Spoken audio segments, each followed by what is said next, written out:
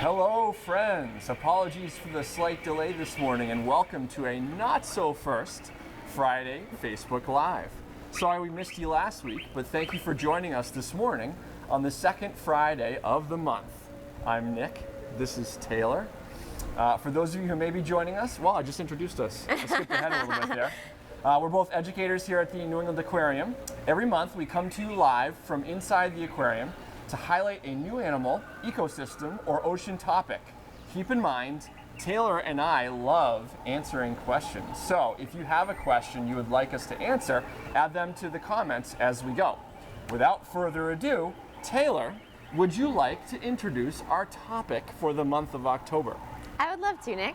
As we head into cooler weather here in New England, our brains usually start thinking about cozy sweaters and basically pumpkin spice everything. So we thought it might be fitting to talk about seasons this month. If you're a New Englander like Nick and I, when you hear the word season, you probably think of fall, winter, spring, and summer. But that's because we live in a temperate climate and we have 4 distinct seasons with different weather and temperatures.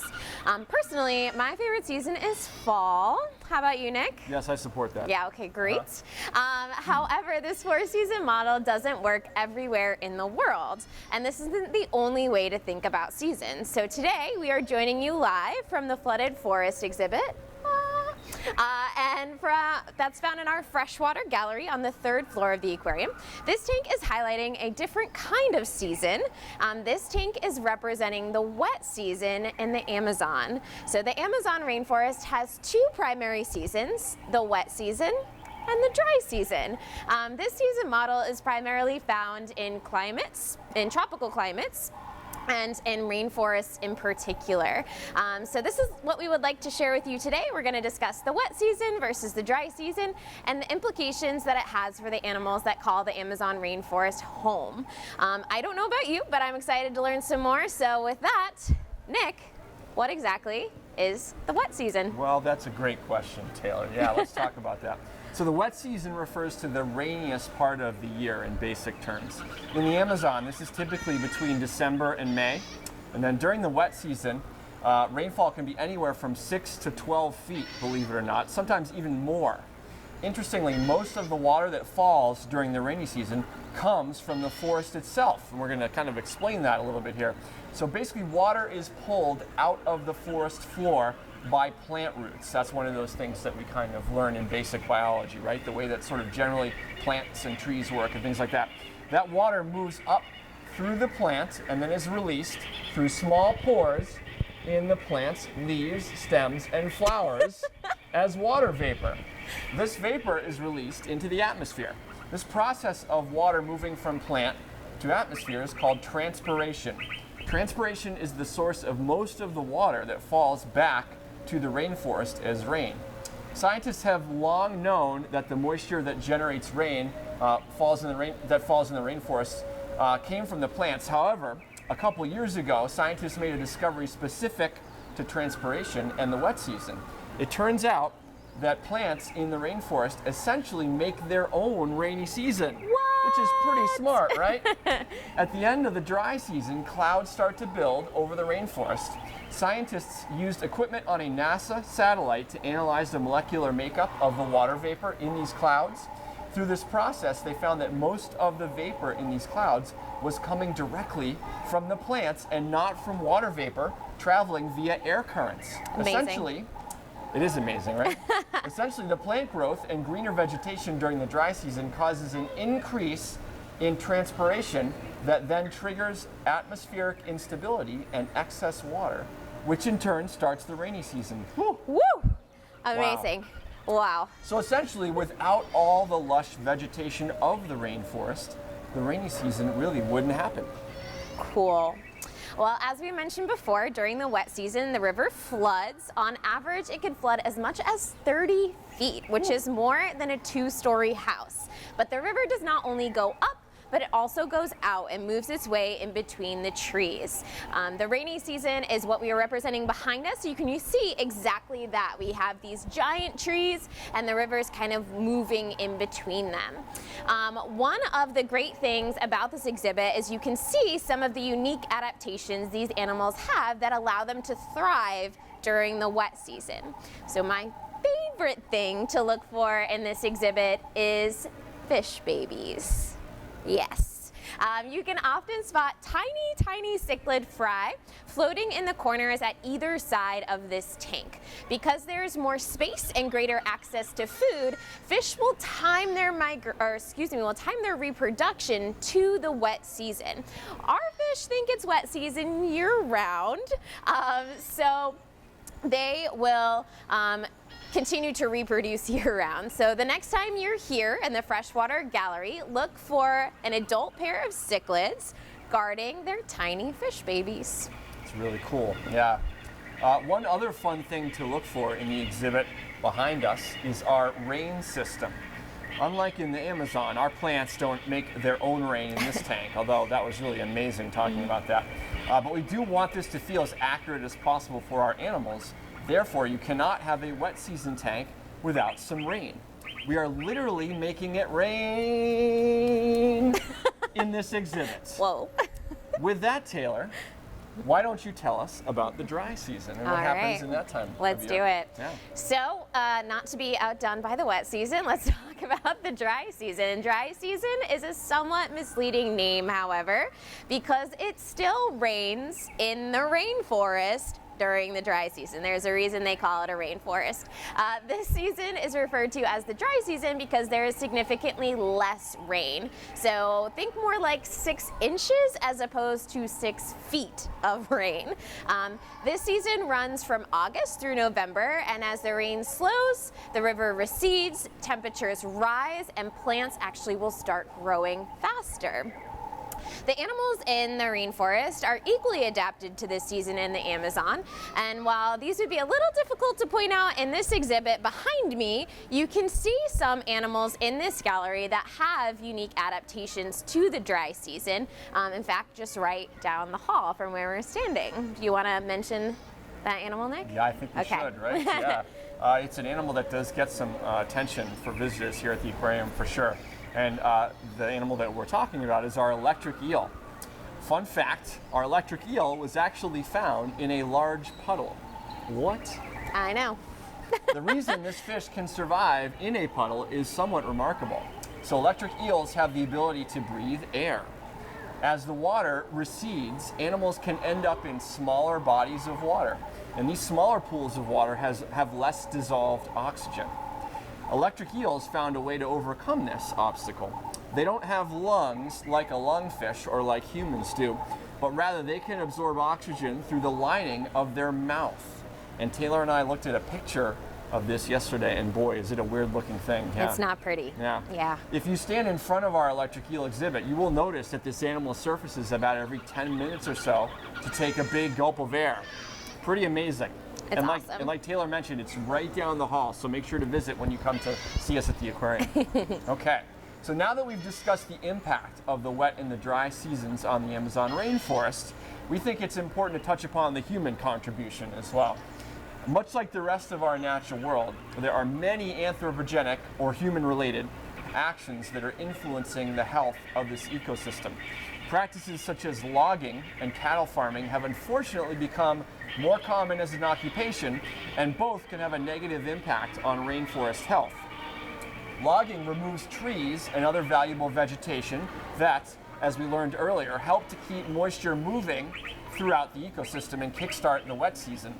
Soil erosion can also become more frequent with the removal of all those anchoring tree roots that consolidate all the soil and hold everything together. Farming, while it provides an important food source for humans, often requires extensive removal of vegetation and can pollute waterways with excess nutrients from fertilizers. To compound things even further, less rainforest means fewer plants to soak up all the heat-trapping excess carbon dioxide that is driving climate change around the globe. And if you're a Facebook Live fan, you've heard Taylor and I talk about climate change before as well. Just when you think that it can't get any worse, There's also been a lot of attention directed towards wildfires currently burning in the forest. Now, one thing that isn't mentioned as much is that these are technically a regular occurrence in that area, but there are a lot of questions right now about just how regular the current fires are and whether there's anything that we can do to manage them. Woof. Okay. You guys ready for some good news out there? I thought so. All right, Nick, let's hear the good news. I think we're going to need a dose All of right. it. Yeah, let's take a deep breath. Things are not all bad in the Amazon. The good news is that we are better informed about problems like these in our current times than at any other time in human history. And if we're informed, well, that means that we can shape solutions that address these problems. One success story that Taylor and I love talking about in this gallery involves the head aquarist, whose name is Scott Dowd. Taylor, take it away.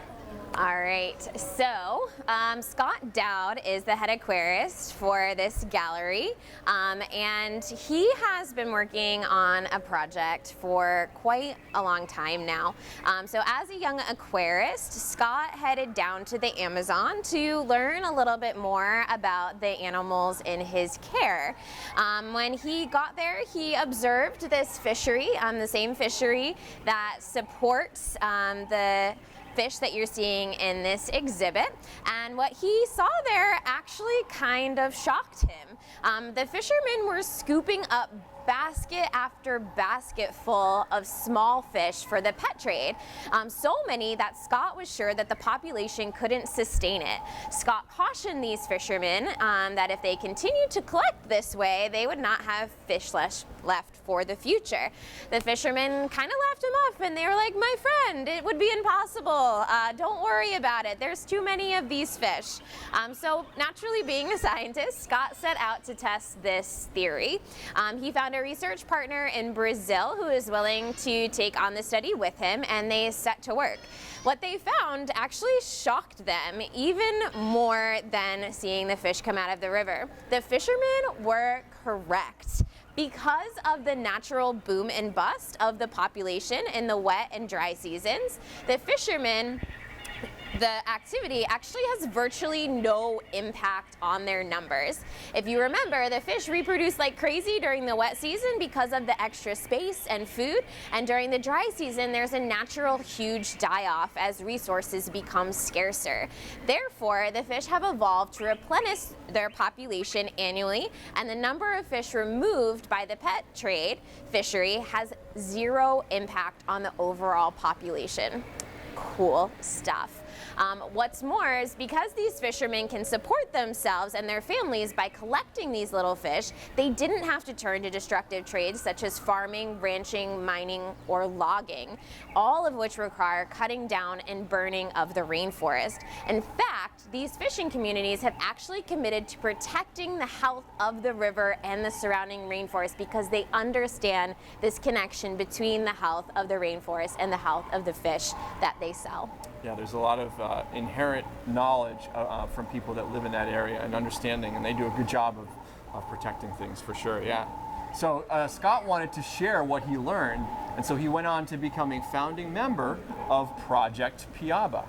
The goals of the project are to educate people about the importance of this fishery and to help support the fishermen by sharing the animal care knowledge he has learned as an aquarist, which allows them to better care for these fish as part of the trade.